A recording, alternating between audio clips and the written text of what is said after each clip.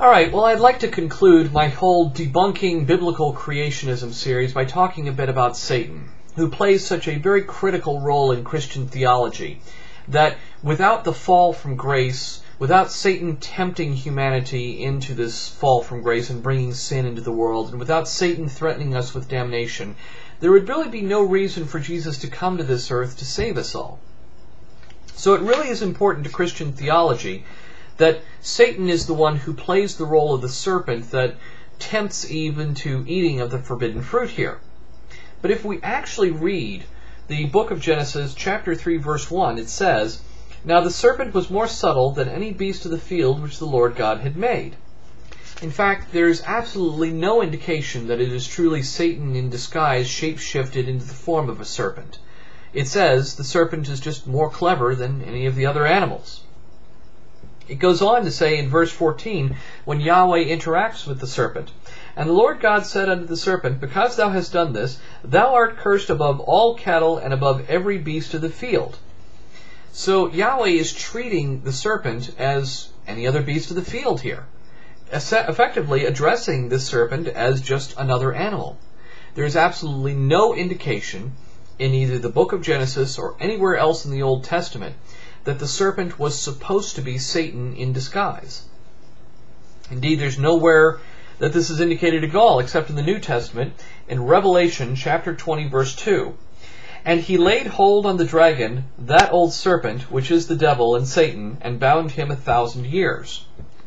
Effectively, this all looks to me like it's a retcon, like the Christians retroactively needed the serpent to actually be Satan, and the two sides playing a tug-of-war, Jesus and Satan, over the souls of all of the faithful.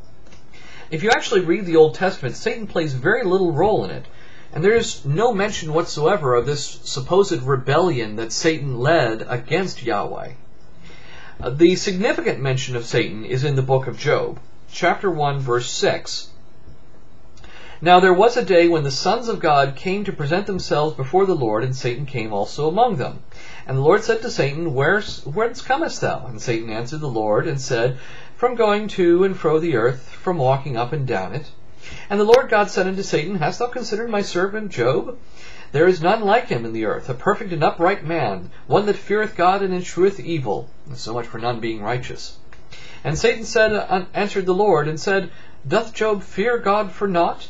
And so on and so forth. It's a rather pleasant conversation overall, and Satan is welcome up into heaven to be among the other angels of God, or of Yahweh, and there's no indication whatsoever that he's a rebel who's particularly at war with Yahweh or anything.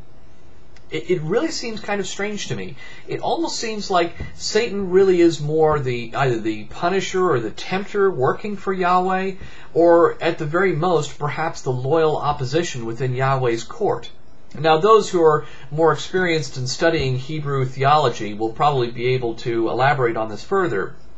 But reading the Old Testament, it really doesn't seem like Satan plays the role of the hated enemy of Yahweh until the New Testament. And again, it seems like this whole thing was just a necessary retcon for the Christians to pull because they really needed some kind of an adversary for Jesus. Someone to be the opposition who's trying to tempt humanity into sin and into damnation so that Jesus would have some sort of a purpose to come down and save us all.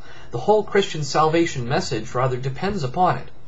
But as I say, at the very least, reading chapter 3 of Genesis, there is absolutely no reason I can see, at least from a scriptural standpoint, that I should conclude that the snake is anything more than just a snake. And here endeth the lesson. Oh, one more thing. Muslims, you're in this too.